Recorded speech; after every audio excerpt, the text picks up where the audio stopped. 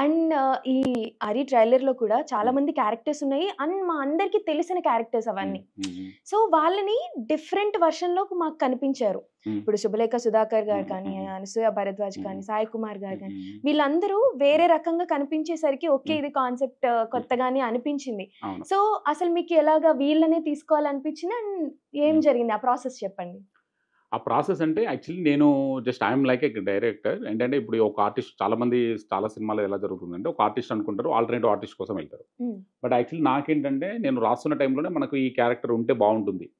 ఈ క్యారెక్టర్‌కి ఈ ఆర్టిస్ట్ ఉంటే బావుంటుందని నాకు అనిపిస్తది. అనిపించినప్పుడు దెన్ నేను అది నోట్ చేసుకుంటాను. మా కో డైరెక్టర్స్‌కి చెప్పేసి వాళ్ళని ఒకసారి టచ్‌లోకి వెళ్ళండి చెప్తామన్నట్టు. సో నాకేంటంటే ఫస్ట్ రాస్తున్నప్పుడే వాళ్ళు నా మైండ్‌లోకి వచ్చారు. ఓహ్! యాహ్! 'శుభలేఖ సుధాకర్' గారు ఏంటంటే ఇప్పుడు మనం వాళ్ళ పెర్ఫార్మెన్స్ చూసే పెరిగాం కదా! అవునవును. వాళ్ళు దే ఆర్ నాట్ న్యూ.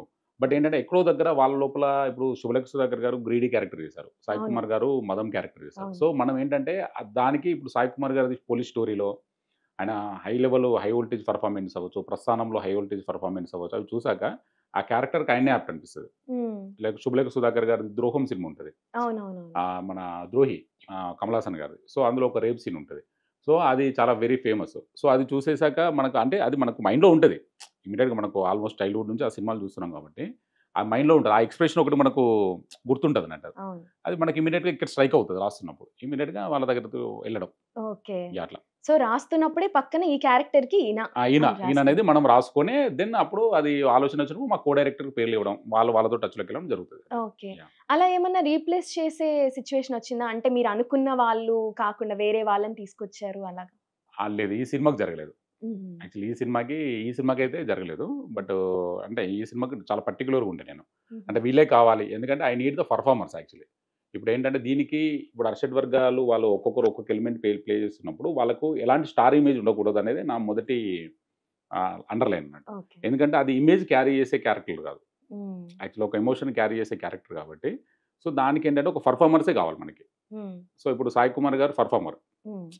'శుభలేఖ సుధాకర్' గారు పెర్ఫార్మర్. 'శ్రీకాంత్ అయ్యర్' గారు, 'వైవ హర్ష' వీళ్ళందరూ పెర్ఫార్మర్స్ కాబట్టి మీకు అప్పుడు క్యారెక్టర్ కనబడతది. హుహు. ఇన్‌కేస్ ఒక స్టార్ ఉన్నాడనుకోండి, స్టారే కనబడతాడు. అవును. యాక్చువల్లీ దట్స్ వై నేను వీళ్ళని చూజ్ చేసుకున్నానన్నమాట. ఓకే. యాహ్! ఓకే. అంటే పర్టిక్యులర్‌గా బయట నుంచి ఆడిషన్స్ అలాంటియేం జరగలేదు. మొత్తం అంతా ఇండస్ట్రీలో ఉన్న వాళ్ళనే మీరు పిక్ ఆ! యాహ్! చేసుకున్నారనుకోవచ్చు. యెస్. బట్ 'సురభి ప్రభావతి' గారని మీరు వినే ఉంటారు. Okay. She is very popular now. హుహు. ఆమెది మాత్రం నేను స్టేజ్ పెర్ఫార్మన్స్ చూసి తీసుకున్నాను. ఓకే. తను she is stage artist. So తను ఇప్పుడైతే she is very popular now. చాలా హ్మ్. సినిమాలో మదర్ క్యారెక్టర్ చేస్తున్నది.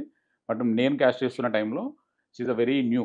హుహు. యాక్చువల్లీ ఒక్క సినిమా చేసింది అంతే. అది 'మిడిల్ క్లాస్ మెలోడీస్' అని చేసింది. సో ఆ సినిమా కంటే ముందు కూడా నేను తన పెర్ఫార్మన్స్ చూసా. హుహు. స్టేజ్ మీద. చూసి ఓకే. ఈమైతే ఈ క్యారెక్టర్ సెట్ అవుతది. హుహు. అంటే she is playing the modern Savitri character అన్నట్టు. అంటే ఓకే. భర్త ఓకే. కోసం టు ద ఎక్స్‌ట్రీమ్ లెవెల్‌కెళ్ళాడు.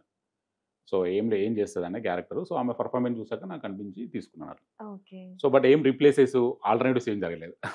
నేను ఐ యామ్ వెరీ అట్లేమనిపించలేదు. Very strict casting actually.